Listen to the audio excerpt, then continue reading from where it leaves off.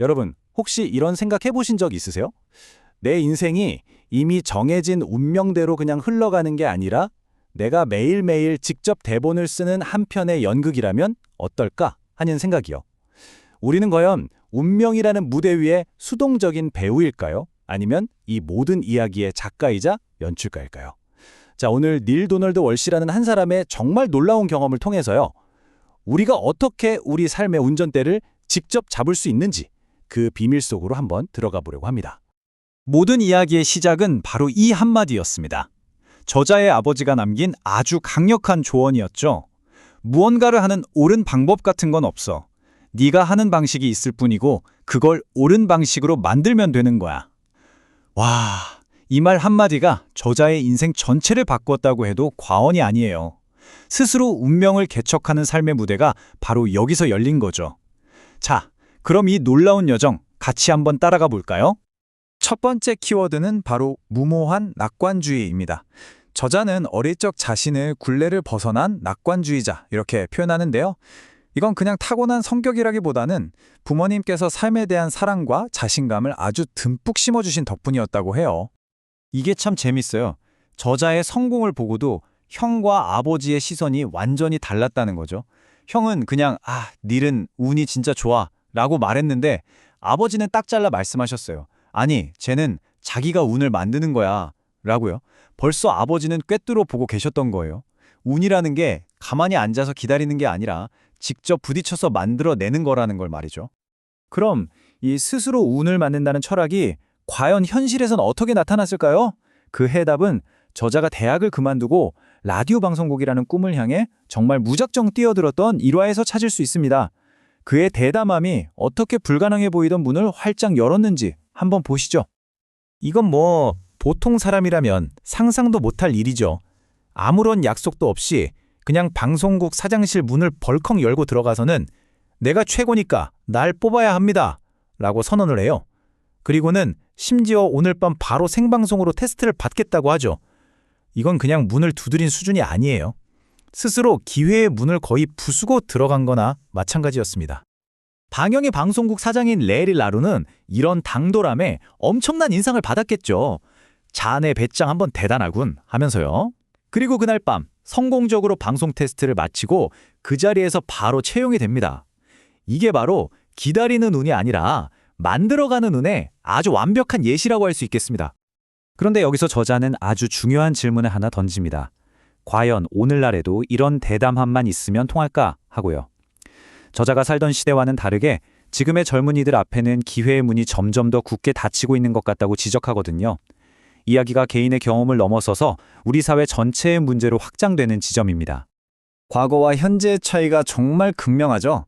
예전에는 실수를 하면서 배울 수 있는 기회도 있었고 저자처럼 연문으로 들어갈 틈도 있었습니다. 하지만 지금은 어떤가요? 엄청난 압박감, 까다로운 자격 요건, 단 한 번의 실패도 용납하지 않으려는 사회 분위기. 요즘 젊은이들은 창의적인 도전을 해볼 여유조차 빼앗기고 있는 건지도 모릅니다. 이렇게 깊은 고민 속에서 저자는 신과의 대화라는 독특한 방식으로 해답을 찾아 나서는데요. 여기서 신은 그냥 위로만 해주는 존재가 아니라 우리가 정말 들어야 할 따끔한 진실을 말해주는 진짜 친구 같은 역할을 합니다. 특히 미디어의 영향처럼 우리 사회가 젊은이들에게 가하는 문제의 본질을 아주 날카롭게 파헤치죠. 그리고 책은 우리 사회 전체에 이 질문을 던집니다. 쉴 새 없이 쏟아지는 이 미디어 문화가 우리 아이들에게 대체 어떤 삶의 대본을 쓰도록 가르치고 있냐고요. 원전에서는 명확하게 지적합니다. 즉각적인 만족만을 쫓게 하고 폭력을 문제 해결의 가장 손쉬운 방법인 것처럼 여기게 만든다고 말이죠. 그럼 어떻게 해야 할까요? 이런 부정적인 영향을 막고 우리 아이들을 위해 더 건강한 환경을 만들려면요. 책에서는 이 4가지 핵심 해결책을 제시합니다. 이건 단순히 사회를 비판하는 데서 그치는 게 아니라 바로 우리 각자가 지금 당장 무엇을 해야 하는지를 명확하게 보여주는 행동지침인 셈이죠. 자, 이제 다시 저자의 개인적인 이야기로 한번 돌아가 볼게요. 그의 인생을 정말 송두리째 바꿔놓은 어떤 기적 같은 사건을 들여다볼 텐데요. 도저히 빠져나갈 수 없을 것 같던 그 절망적인 상황에서 어떻게 현실이 단 며칠 만에 순식간에 뒤바뀔 수 있었는지 정말 놀라운 이야기입니다. 때는 1966년 인종차별이 아주 심했던 미국 남부의 한 도시였습니다. 저자는 그곳에서 일하면서 매일같이 벌어지는 노골적인 차별을 목격해야 했고 그 숨막히는 분위기 속에서 깊은 무력감에 빠져 있었죠. 그때 그의 유일한 소원은 딱 하나, 제발 이곳을 벗어나게 해달라는 것이었습니다. 자, 이 타임라인을 한번 보세요. 기적이 정말 이렇게 펼쳐졌습니다. 첫째 날, 여기서 제발 나가게 해주세요 라고 간절히 기도를 올립니다. 그리고 정말 얼마 지나지 않아서 생전 처음 들어보는 사람에게서 전화 한 통을 받아요. 볼티모어에 있는 방송국 자리 제안이었죠.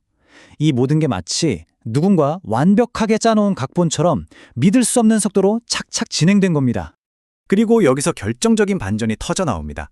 그런데 말이죠. 여긴 직원 모두가 흑인인 방송국입니다. 이 제안은 그를 단순히 인종차별적인 환경에서 벗어나게 해준 것만이 아니었어요. 오히려 인종 문제의 가장 중심부로 그를 밀어넣은 거죠. 세상을 완전히 새로운 관점으로 보도록 만든 정말 기가 막힌 한 수였습니다. 자, 이제 마지막 장입니다. 우리는 지금까지 대담한 성공과 기적 같은 인생의 전환점을 목격했잖아요. 그렇다면 이 모든 일들 뒤에 숨겨진 비밀, 그러니까 운과 기적을 움직이는 핵심 원리는 과연 뭘까요? 지금부터 그 진짜 메커니즘을 한번 파헤쳐 보겠습니다. 핵심은 바로 이겁니다. 우리 삶에 일어나는 일들이 그냥 무작위로 벌어지는 우연의 연속이라고 보는 관점에서 벗어나는 거예요. 그게 아니라 우리가 아주 적극적으로 참여해서 함께 만들어가는 공동 창조의 과정으로 이해하는 것. 바로 이 인식의 대전환이 모든 것의 시작입니다. 이 두 가지 사고방식의 차이는 정말 어마어마합니다. 왼쪽은 삶이 나에게 일어난다고 생각하며 수동적으로 반응하는 희생자의 관점이고요. 오른쪽은 삶이 나를 통해 일어난다고 믿으며 능동적으로 만들어가는 창조주의 관점입니다. 여러분은 지금 어느 쪽에 서 계신가요? 바로 이 비유에 모든 해답이 담겨 있습니다. 당신이 바로 극작가인 거예요. 여러분의 생각, 여러분의 말, 여러분의 행동 하나하나가 바로 당신 인생이라는 연극의 대본을 쓰는 잉크가 되는 겁니다. 그리고 우주는 당신의 가장 든든한 공동 연출가로서 그 대본을 현실이라는 무대에 올리기 위해 완벽한 배우와 사건들을 캐스팅해서 데려오는 거죠. 자, 이 분석을 마치면서 마지막으로 이 질문을 여러분께 꼭 던지고 싶습니다. 지금 이 순간 여러분 손에 들린 펜은 어떤 대본을 쓰고 있나요? 여러분의 무대는 비극인가요? 희극인가요? 아니면 위대한 모험담인가요? 꼭 기억하세요. 그 펜으로 어떤 이야기든 쓸 수 있다는 사실을요. 선택은 언제나 당신의 몫입니다.